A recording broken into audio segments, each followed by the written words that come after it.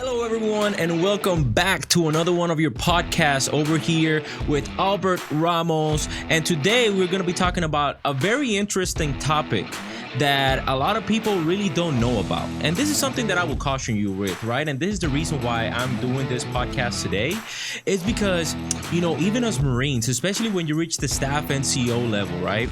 There is a lot of staff NCOs that they would rather give you the information that they know because someone else told them instead of actually pointing you out in the right direction and give you the true guidance that you truly need in order for you to make an informed decision. So today with us, we got two of the best prior service recruiter in the entire Camp Pendleton area. Today, I'm here with Gunnery Sergeant Dorswith, and I'm also with Staff Sergeant Fowler.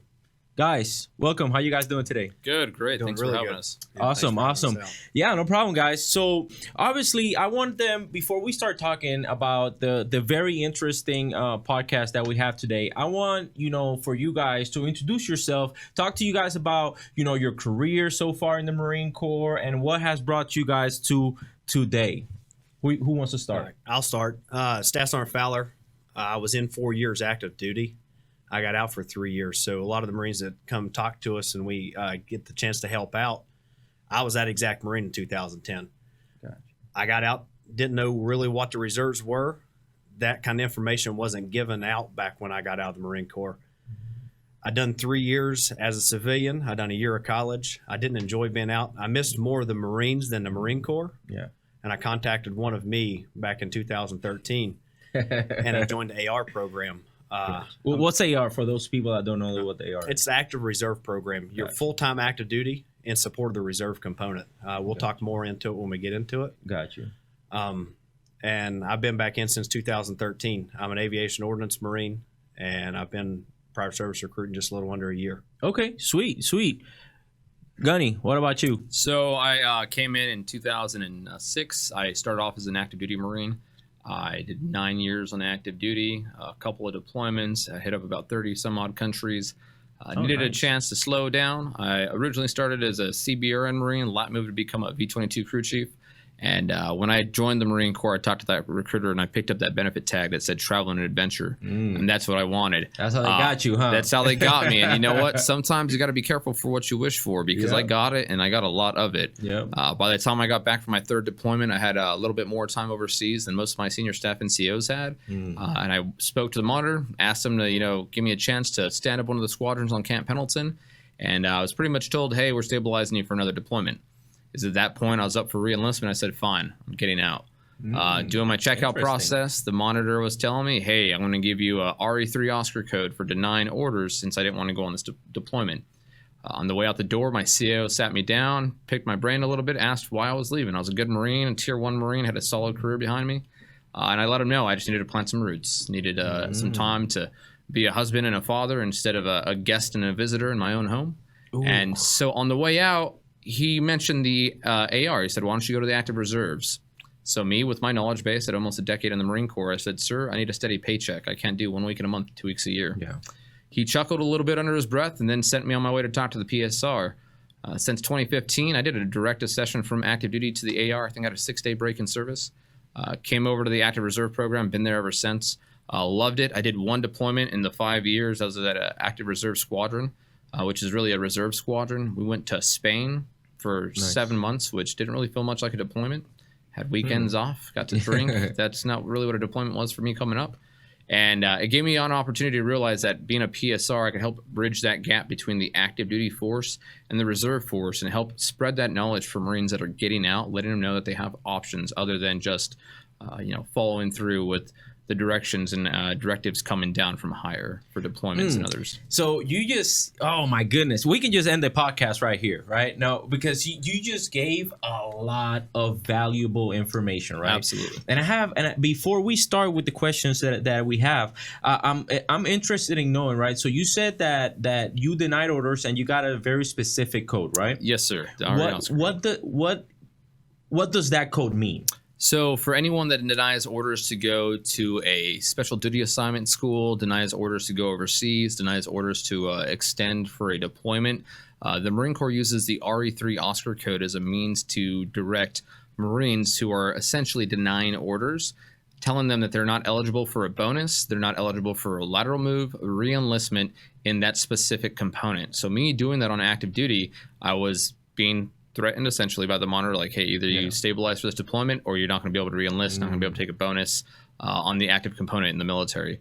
However, it's per component. And so looking at the reserves, whether it's SMCR, that part-time 1 week and a month, 2 weeks a year reserve, or it's the active reserve force, that RE Oscar code allowed me to go get it in the active duty and still switch over to a different component. Gotcha. So it's still honorable discharge, Yep, correct? still, I got my DD-214. It had the RE3 Oscar code on it. However, that did not affect me going to the active reserve component and continue on my active duty time in that capacity. Got you. So that's very interesting. And this happened in what year? This was 2015, and I've been doing this now as a prior service recruiter for over 2 years, and I still see it to this day where that misconception amongst active duty personnel, specifically the senior staff and CO ranks, they believe when a Marine denies orders that their career is over and they have no future in the Marine Corps. However, that is just not the case. They might not have a future left on the active duty side of the house per that component, but they still have options in the active reserve and in the Select Marine Corps reserves as a reservist. Got you. So it's good that we have this conversation, right? Because as you guys know, how we met each other is because I actually visited you guys' office, because something very similar to what happened to you in 2015 is what's happening to me now. Yes. You know? But something that wasn't available, and we're not going to talk about it in this video, it's going to be a following video that we're going to talk about that, but it's in 2015, you didn't have the talent management 2030 that we active duty Marines have now. All right, so one of the main questions that I have for both of you, right, is what are PSRs? How do you guys help active duty Marines and Marines that are in the reserves? That's a great question, Albert. So when I was leaving active duty and I spoke with my CO about why I was leaving, he directed me to the PSRs. I didn't know what a PSR was, as most Marines on active duty never hear of us until we're either given their brief at TRS when they're about to get out, or we visit their unit. As a prior service recruiter, my job is to help staff the Marine Corps reserves. And I do that being on Camp Pendleton's by talking to active duty Marines. I talk to them about their options and their obligations. If a Marine's in the IRR, they might not realize that they still have an obligation to maintain serviceable uniforms, a copy of their DD-214. But I'm also there to give them information about their opportunities, how they can get a seamless transition from active duty through the Direct Affiliation program to the SMCR, to the Ima Program. I let them know what options are out there. Many Marines get out, not necessarily because they want to, but because experiences they had on active duty that didn't really jive with what they expected from the Marine Corps. And we have the odd opportunity, and we're fortunate enough to work on an active duty base where we could really give back to the active duty component, talk to these Marines, and get them to see that the Marine Corps isn't just that one unit or that one exposure that they had on Camp Pendleton or on Miramar. We can show them that there's more to it. We can give them opportunities back home where they live. They can take orders overseas and some IMA capacities. So we are fortunate enough to be educators of the reserves on an active duty base. Now, in conjunction with that, as PSRs, we also talk to Marines that got out and are living nearby in the local area that are in the IRR, who maybe have a part-time job, a full-time job, going to school. Maybe they just miss wearing the uniform. I've worked with master guns and colonels who come back in the reserves, working towards that retirement, that just want to be around Marines again. I've worked with lance corporals who got out with bad experiences, 2 NJPs and a page 11, and they thrive in the reserves because they're given that opportunity to see and expose themselves to a different area of the Marine Corps than what they had on active duty. And you said something. You said something that I agree with 100%, right? Like Marines that, especially those young lance corporals or corporals, right, that get out of the Marine Corps because of their first bad experiences in the Marines, right? And we lose, in my opinion, we lose too many good Marines because of the bad experiences that they had in their first duty station. When in reality, it shouldn't even be like that. The Marine Corps is not the first 4 years of your enlistment. It's really not. Like, there's so much more to your career than just your first duty station. That is true. And you can talk to any Marine that's been in any period of time after their first enlistment, and they'll tell you the same thing. Many of us come up to that first 4 year juncture and think, all right, I'm done. I'm ready to move on. And many of us didn't expect to stay in as long as we have. I'm going to be in for almost 16 years. It'll be 16 years in October. And I planned on getting out after my first 4. Yeah. And here I am, still doing it. And the Marine Corps provided a lot of information for me, a lot of opportunities. And if I would have just gone off my gut and left the first 4 years, I would have missed out on a lot. So here's what I would say, right? To add on to what you just said. What I would say is the following. We have Marines that get out because they really don't understand the opportunities that they have. Not only that, they don't really understand the reason why they join. Like, you guys are prior service recruiters, right? I was a regular recruiter, right? And whenever we put those benefit tags in front of civilians, right, they pick 3 tags, right? Correct. And essentially, that is the value that they want to see added to their lives, right? Absolutely. And what happens is that after the first 6 months or year in the Marine Corps, they realize that the world is higher or is bigger than mainstream or Main Street back home, wherever it is that they at. Because where are you from, Staff Sergeant Fowler? I'm from West Virginia. You're from West Virginia. Where are you from? I claim Whittier, California as my hometown. Whittier, California. I'm a freaking backwoods guy from Maya, West Puerto Rico. And the only thing before I joined the Marine Corps, the only thing that I knew was back home in Puerto Rico. Right. So whenever I joined the Marine Corps and I realized, like, oh man, like Staff Sergeant Fowler is from West Virginia. He has some good things going on in West Virginia. I got freaking Staff Sergeant Dorswith, or I'm sorry, Gunner Sergeant Dorswith. He's from freaking Whittier, California, and he has all these things going on for him. I want to do some of the things that you're doing. I want to do some of the things that you're doing. And then Marines tend to forget the main reason why they joined the Marine Corps. And then you throw in the mix a little bit of bad leadership or leaders that really didn't live up to the expectations. And then they go like, oh, well, the Marine Corps suck. But in reality, it's not even that the Marine Corps sucks. It's that you lost the vision of what you actually wanted to do with your life. And now the Marine Corps is not fulfilling that because, like you said, be careful what you ask for. Absolutely. And I told my kids this all the time. As a matter of fact, I'm going to name him Julian Rivera. You're going to see this, Julian, and you're going to see this, and you're going to tell, like, yep, man, I hope you write a comment and you say like, yep, he ain't lying. Because I told one of my kids, he wanted to be infantry. Like a lot of guys, right? Absolutely. It's like, oh, I want to be infantry, right? And I was like, bro, be careful what you wish for. So like, because right now it looks fun in video games, but guess what? It's really not going to be fun when you're the only one hiking in 30-degree weather and you have to sleep outside and you have to you have to dig a trench hole. It's really not fun. Right. And then I told him, I was clear with all my guys, and he was like, no, that's what I want to do. You should see all his posts now on Facebook.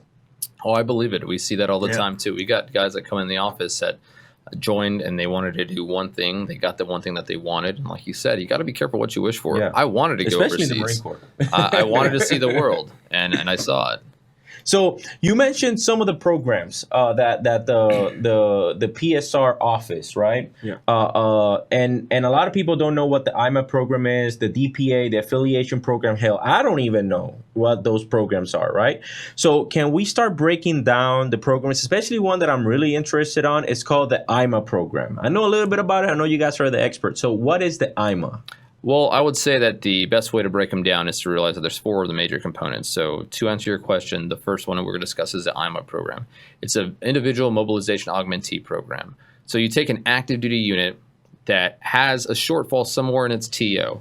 They reach out to the MSC, the Major Subordinate Command, whether that's the MEF level, RSU's got some, Mickey West has got some, and they say, hey, listen, we need support, whether it's for an exercise for a certain period of time, whether it's one of these bilateral exercises where you're doing with other countries, in other countries, in 29 Palms, whatever the case may be.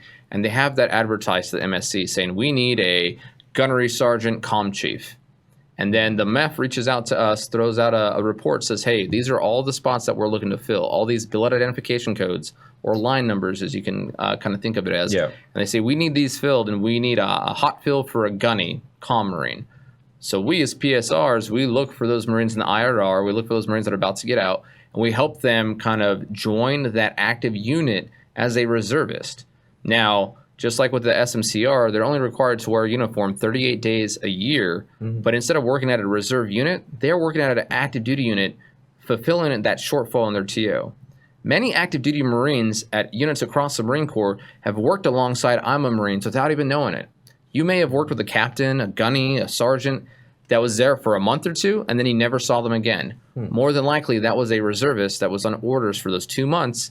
They did all of their required drill periods as a reservist, and then they moved on. So as a reservist, whether it's IMA or SMCR, 38 calendar days a year is the bare minimum to maintain your association with the Marine Corps Reserves. And through that, that's how you get that satisfactory year towards a retirement. Now, if you go over that, that's just more points for you. These IMA positions, like the overseas spots in Germany, Korea, Japan, those positions are always going to be more than 38 days. Most of them will be at least a 1-year order set that comes out. But you're going to be making points for every drill period that you're there. Every day that you're working, you're getting those points towards your retirement. Plus pay, right? Because you get pay, active absolutely. duty pay. You get the active duty pay. You get any other entitlements you might rate, BAS, BAH in some situations after 30 days if you're on orders. You might rate SEPS pay if you're married. Other entitlements like flight pay also comes along with that as well. Gotcha. The IMA used to be what was once considered one of the best kept secrets of the Reserve Marine Corps. The secret's gotten out. Now it's a very competitive situation. But all of the Marines that we work with that end up going to the IMA program, I have not heard over 200 joins that I have to my name. I've not heard one single complaint yet about the IMA program.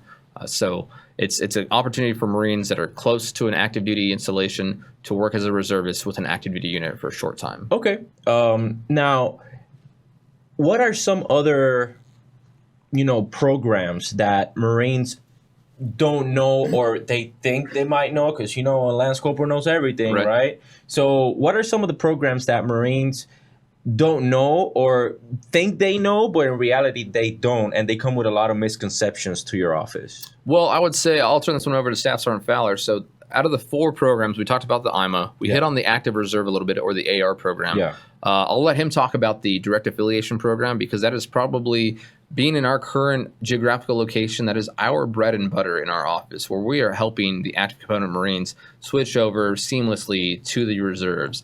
Staff Sergeant Fowler, go ahead and discuss the DAP. Yeah, so the direct affiliation, we try to get the word out there. We go do TRS briefs and everything. This allows Marines at 120 days from their EAS to come to us and find a place that's close to home for them, or maybe it's a town that they want to visit. They can fill out a package with us, get everything completed. If they don't take an incentive or do a lateral move, there's no contractual obligation that comes with that.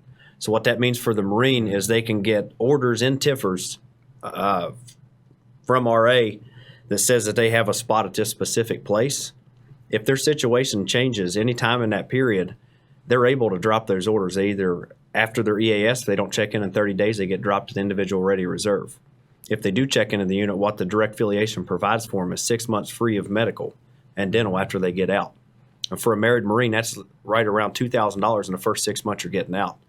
I've transitioned out, and that means a lot when you get out, having that medical coverage to kind of bridge the gap between your civilian career or whether you're going to school and you're trying to figure out your medical coverage for when you get out. Yeah, of course. And that's something that's super important, right? But so in order for them to be part of the direct affiliation program, you said something about land moving, right? So they would have to go to a unit that's within, their home state or within reach. Is there a specific amount of distance that it has to be? There's not. So April this year, Idt Travel Reimbursement dropped for all ranks and all MOSs. Previously, it was for specific hot fill MOSs and much needed MOSs, and then all staff NCOs and officers rated Idt Travel Reimbursement. Gotcha. April of this year, the Marine Corps released a MAR admin that provides Idt Travel Reimbursement for all Marines of all ranks and all MOSs. And what that provides them is up to $500 each drill weekend of travel reimbursement. So if they have to drive there, they're 250 miles away, it'll pay for their fuel costs and anything that's associated with the travel. That's huge. If the Marines need to fly, say they have a specific MOS, like all the aviation MOSs, there's very specific spots we can go to. That covers their flight ticket to and from drill weekends. And they get reimbursed every drill weekend that they go to the units, up to 11 drills. So you got the 1 weekend a month and then 2 weeks out of the year. The annual training is always funded and your travel is paid for it. Okay, so I guess I don't need to ask the second question that I had about that, is because so that necessarily means, right, that they don't have to be, or they have to be the same MOS that they got out, right? So they don't have to. So if the Marine say they don't like their particular MOS that they're in, maybe they thought it was something different. Maybe it's like the Marine you were talking about earlier wanted to be an 0311. Yeah. They can come talk to us, and if they want a different MOS, as long as they qualify for the MOS and there's an open spot for it at any reserve station, we find them a spot. If it's open and they qualify for it, we can submit a lat move package for them to go to a different MOS. With the lateral move package, the length of the school dictates your length of contractual obligation. So up to 35 days of school is a 1-year obligation. But keep in mind, that's only 38 days a year for a reservist. Yeah. 35 or 36 to 85 days is 2 years, and then anything after 85 days is a 3-year obligation. Okay. So I think I'm getting where you're at. So 1 year obligation in reality is not 365 days. Absolutely. It's 38 days because that is what you're required to be in the reserves, correct? Correct. That's your drill periods. Now, who is the target audience for you guys? I would really say that our target audience is the entire active component. It's not limited to ranks, not limited to officer or enlisted. We try to assist all the Marines across Camp Pendleton with the information they need to make a sound decision for transition. What he was discussing about the MOS lat moves, a lot of times what Marines start to realize after they come talk to us is that maybe the Marine did come in as an 0311 because he had that intent to be like, hey, I want to be gung-ho, pound on my chest. Yeah. And then he gets in and now he's realizing like, you know what, I don't really have the tangible skills I wanted to have to get out and get a good, successful, career in the future. Yeah. So we help these Marines realize like, okay, well, what's something that you like to do? Common ones that we have come up are machinists, welders, electricians, and they come to us and they wanted to get the specific skill set. Well, why not let the Marine Corps, something that you're already familiar with, help you by getting you trained in the Marine Corps' MOS for electricians or for welders? Yeah. And then you go to this reserve unit that has other electricians and welders in it that are civilians that come in 1 week in a month, 2 weeks a year. You could only imagine the amount of networking that these individuals can do once they get out and hit the reserves. Who is the target? Like, who is visiting your office the most? Is it staff NCOs? Is it officers? Is it like the young corporal? I would say it's definitely the first-term Marines that we end up seeing the most. Those that might not have thought of re-enlisting, those that did re-enlist and got denied. Marines that think that they have no future until they hear the TRS brief. Those are probably the Marines we see the most. But we still have a good amount of staff NCOs and officers that come through our office as well. Got you. Now, MCRIC, right? Marine Corps Recruiting Command. Do they pass any type of guidance to you guys whenever it comes like, hey, we are looking to retain, I don't know, MOS X, or we're looking to fill, this reserve station with MOX X. Does MCRIC passes any type of guidance like that? It's not necessarily directed towards us at the production level. Okay. We get an annual mission requirement to fill a certain amount of enlisted Marine spots, a certain amount of officer spots, a certain amount of IMA positions, and a certain amount of AR line numbers. But as far as specific MOSs, the only time you really see that is with regards to the active reserve program, where we'll get a list of this many X amount of 0111s or 2 B-22 crew chiefs and 1 ordnance Marine, 1 motor T Marine. That's the only time we really have specific MOSs. Okay. But it doesn't really go based off of geographical location as much as it does specific MOS. Okay, so in reality, it's not the geographical location that matters, it's the MOS. The MOS, yes, correct. Right. The MOS that you have or the MOS that you qualify for? So, go ahead. So with the AR program, like Gunner Sergeant Dorso was talking about, the line numbers come out for us. A certain amount of those line numbers have R beside them. They're retrains. So if a Marine wants to join the AR program and be a full-time active duty Marine again in support of the reserve component, if they qualify for that MOS, they can retrain and lat move into it. Gotcha. A majority of them are MOS matches, but they do open up MOSs in the AR program for Marines that possibly want to lat move and retrain in the AR and program. something I would tell you, right, based off personal experience, as you guys should know by now, I'm a gunny in the Marine Corps, and I was looking at the active reserves, right? But there is a rank. There is, like, for me, when I try to do it, I couldn't do the AR program because you have to be a sergeant. I believe is the highest rank, right? Yes, correct. Sergeant and below. Every now and again, we can get a staff sergeant in. I haven't seen a single gunny get assessed in the AR program. Even for those specific staff sergeants, it is really dictated by the MOS and what they're looking for specifically, and that's where we might get some specific guidance. to try to get a staff sergeant assessed into the Marine. Yeah, program. so make sure that if you are a sergeant or below and you're looking into the active reserve program, that you start actually mind gapping and actually start brainstorming what is it that you're planning on doing, because if as soon as you get selected as staff sergeant, some of those doors are going to actually start to close. Now, I'd like to add to that as yeah, go well ahead. for the staff sergeants coming into the reserves from active duty. If you're looking to lat move as well, your options are severely limited. So definitely keep that in mind too. If you're coming up in the ranks on active duty and you're like, you know what, I'll just go to the reserves and lat move into a different MOS, those doors might have already shut for you. So it's important to talk to us early on, whether it's 2 or 3 years out from when you plan on getting out. That way we can help you make that sound decision, give you the information, the tools that you need to be able to transition successfully. So what is, based on what you're saying, what are some of the, if let's say Sergeant Ramos or Corporal Ramos, right, walks into you guys' office and is like, hey man, I'm thinking of getting the hell out, and yeah, I don't want to be active duty anymore. What would you recommend them? Would you recommend them to get out, or would you actually recommend them to stay in? So the biggest thing I do with any applicant when they come in, they tell me what they're planning on doing. I ask them what their plan is. What are your ultimate goals? What's your 5-year, 10-year goals? Where do you see yourself at? And I give them a little bit of time to talk about themselves so I can truly understand what they want. In our office and all across the Marine Corps, we don't try to sell anything to the Marines. Kind of let them tell us what they want and what they're trying to get for their future. Yeah. And then we lay out the opportunities of the Marine Corps Reserves and what the reserves can offer for them.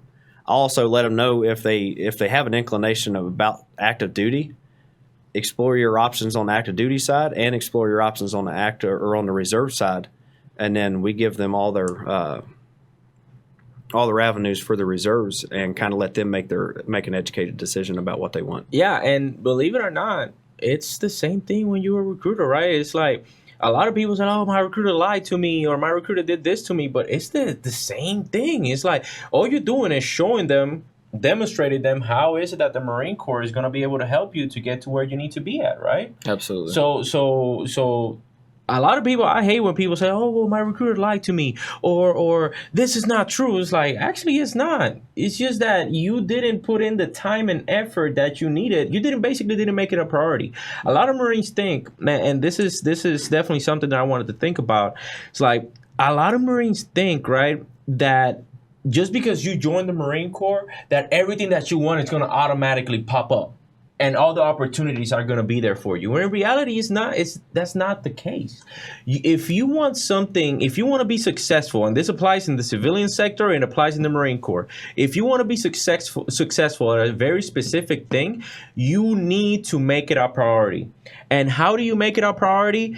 You dedicate time to it. Don't think that just because something is a priority for you and you keep making excuses around that automatically that thing is going to happen. It doesn't happen like that. You need to dedicate time to it. Oh, well, my staff sergeant won't let me do it because I'm the only one that's qualified in the shop. Well, then you just identified an issue, right? Then you got to make sure that you are proactive and you come up with solutions.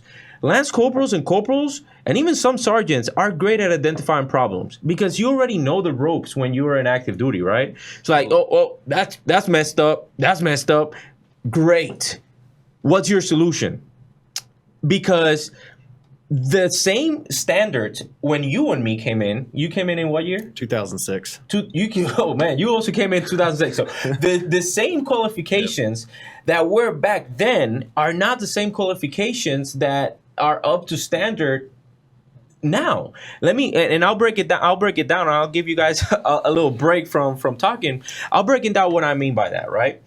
Back in 2006, all the way from 2001 all the way up to, I'll say, 2009, the recruitment was completely different because of something that's called the Alpha Bravo splits. Okay, back then in 2006, as long as you had a pulse and you can breathe and you can say aye aye sir and you can pass boot camp, it really didn't matter.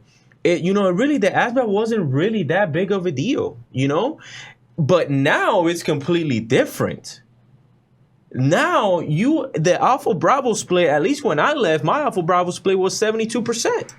You know, that means that we have to recruit more people that score 50 or more on the ASVAB than what we do people that score 50 or less. But what happens with the people that score 50 or less? Those are usually typically the muscle people, right? Those are typically the people that is like they'll do and they'll ask questions later. So now most of the sergeant majors that decided to stay in, master gunnies, master sergeants that are currently still in active duty, those are the people that most likely score 50 or less on the ASVAB, right? They have all those combat deployments because that's the reason why they join. And they see that bridge or that wall, I guess I should say it, right? With their PFCs and Lance Corporals and Corporals are being recruited now, because now the Lance Corporals and Corporals are asking more questions than what the average Lance Corporal or Corporal used to ask in 2006. If back, and I joined in 2009, if I would have asked one of my Corporals, "Oh, well, Corporal, why are we doing that?" That would have been a horrible day for me. I'll tell you that. I don't know for y'all, but it would have been a horrible ass day for me. But nowadays, it's being normalized, asking, Lance Corporals and Corporals asking, "Why, Corporal? Why are we doing that? This is stupid," right? Like, and we as leaders have to be normalized by that, because it's a different type of generation that's joining in. And it's not just the generation, it's that's what the Marine Corps is actually screening for. The Marine Corps want to develop more critical thinkers, and that's a fact. That's a lot of people. That's what people in my rank and our rank don't really understand, because they might have joined in 2009, 2008 or 2006 or whatever. And it was like, well, back in my day, bro, relax. It's just the standards of what the Marine Corps is actually recruiting for. Any comments or thoughts on that? I would say it's 100% correct. We definitely are looking for more of the critical thinkers that come in from the accession pipeline. Us as a prior service recruiters, we've noticed a difference, and even in just a 2-year time span that I've been in, where I'm talking to staff NCOs that came in 8 to 10 years ago, corporals that came in 4 years ago. There's definitely a big change, a big shift, where those critical thinkers are what we're targeting most. When we're looking for applicants for the AR program, we are essentially looking for those same critical thinkers. The active reserve program is only 2,200 Marines large in the entire Marine Corps, so it's a very small population, and we try to recruit the best of the best to fill these ranks. It's very competitive. But if I have a Marine who is a critical thinker, driven, and has a lot of initiative, it's okay if he has a second class PFT. We could work on that. Those are things we can work on. Exactly. It's harder to work on initiative and critical thinking skills than it is to work on improving a PFT or CFT score. True. What is one of the main reasons why people decide to join back? I think one of the biggest reasons is they miss the Marines. Not so much the Marine Corps, but the Marines, and being around other people who share the uniform. Yeah. And just getting back to a structured environment and getting getting what they missed from the Marine Corps and the Marines around them. If you get out, do you get out and come back with the same rank? Do you get out and lose your rank? How does that work? So, I mean, that was me. I got out as a corporal. I was out for 3 years. The only thing I truly lost was time and grade. I didn't lose rank. I came back into the Marine Corps as a corporal. It's just being out for that amount of time. I started back over as a corporal the day that I assessed on the AR program. Did your time and grade reset? My time and grade did reset. For a lot of SMCR Marines or IRR Marines that come SMCR or IMA, a lot of times they'll find out just happened to one of the Marines that I just put back into the SMCR. She got promoted to sergeant in the individual ready reserve. So she got out of active duty as a corporal. And then while we're looking at everything and screening her out, I'm like, "Oh, congratulations, by the way. Congratulations for what?" I'm like, "Congratulations, sergeant." She was like, "I got promoted."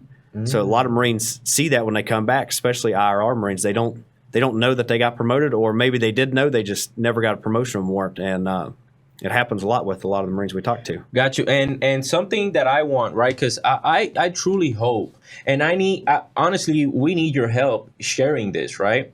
I truly want to make a Marine Corps, because I'm a very go back to the basics type of guy. A lot of people tend to focus a lot on like the issues, the micro issues that are happening.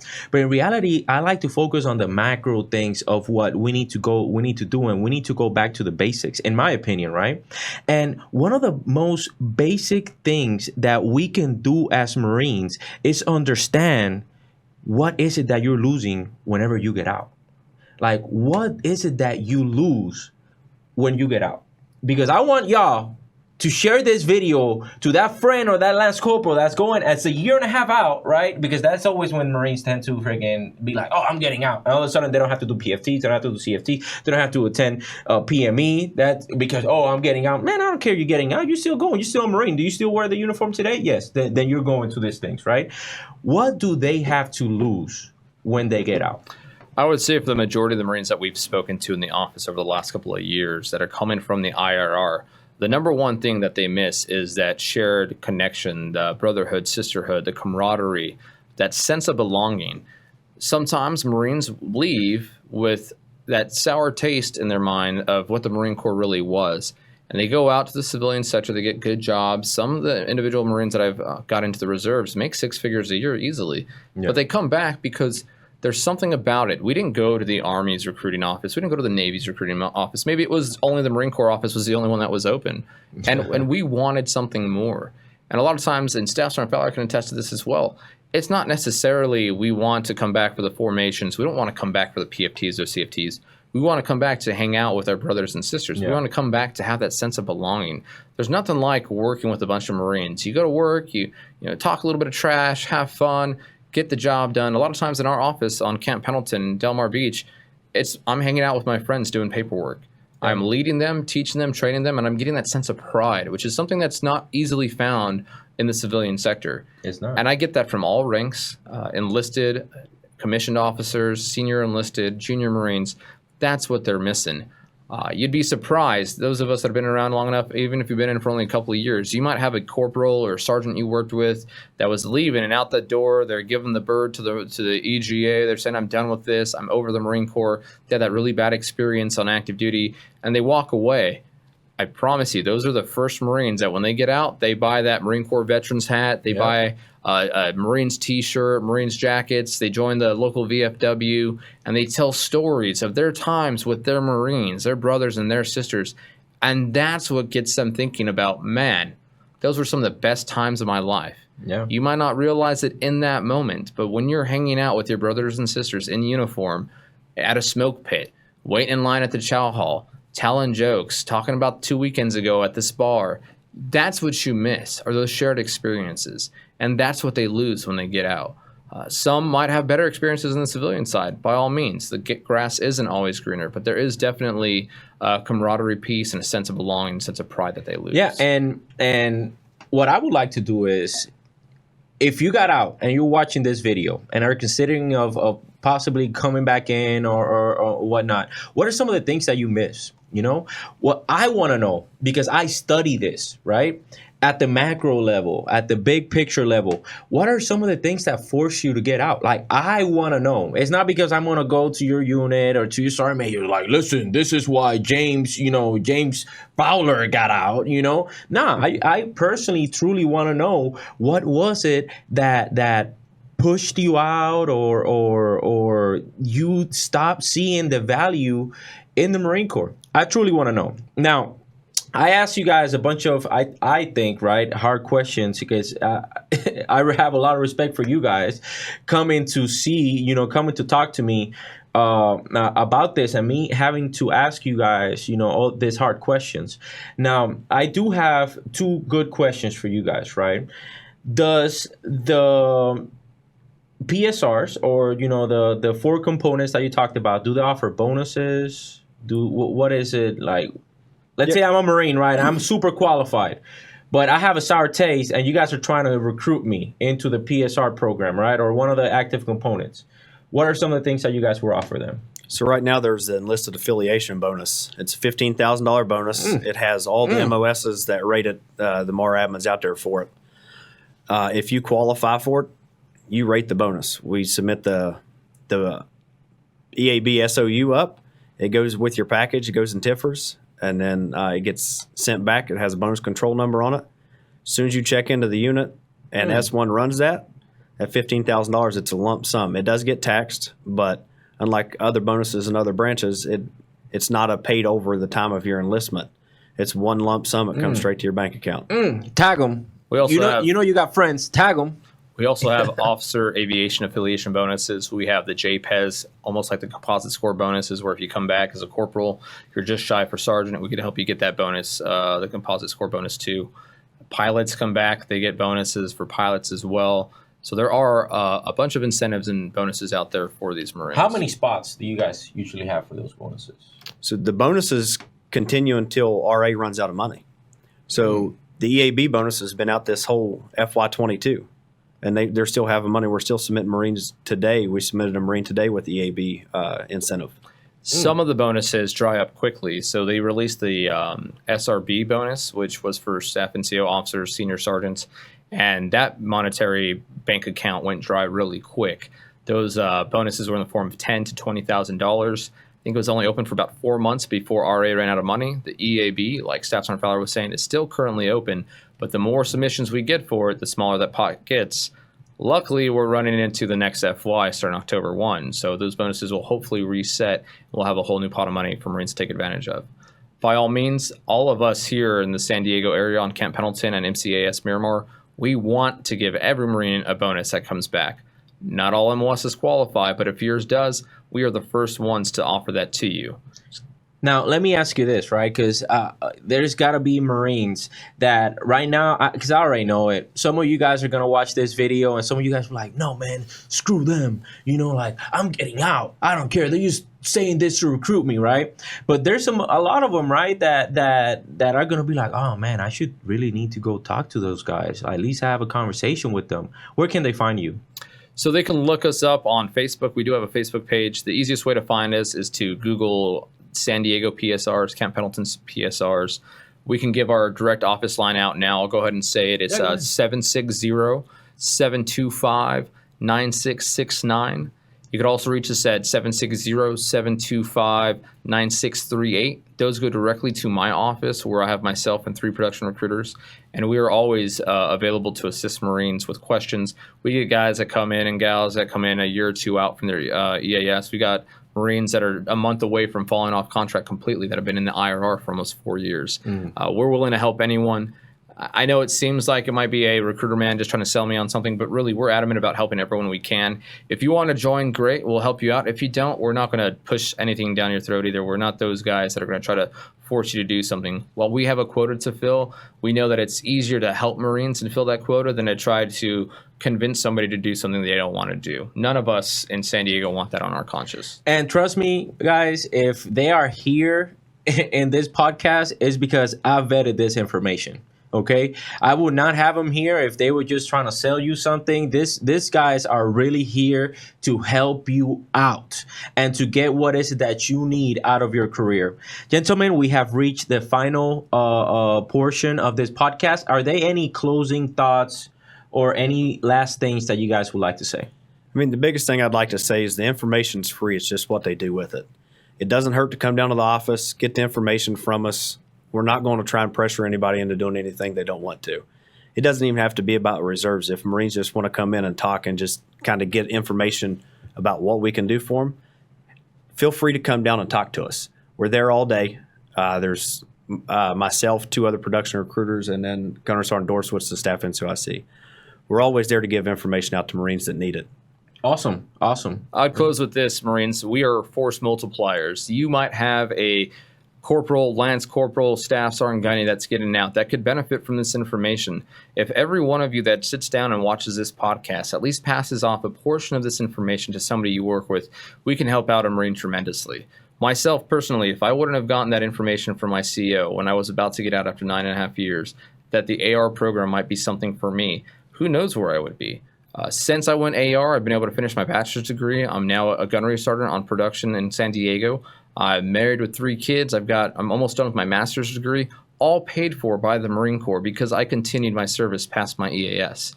If you could push information out to those that you lead or your subordinates, anyone, just to get them thinking about what their options are, we'd love to be in contact with them and provide them more information.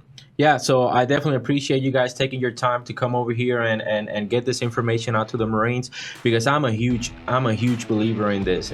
I didn't know this information. I wanted to make sure that I bring, and this is an advice to all the staff NCOs out there, shut your freaking mouth. And if you don't know something about it, just point them in the right direction. Point your Marines in the right direction, okay? Thank you guys for being here. Absolutely. Thank you for having us. I appreciate you guys being here, and I'll see you guys in the next podcast. Let's get out of here.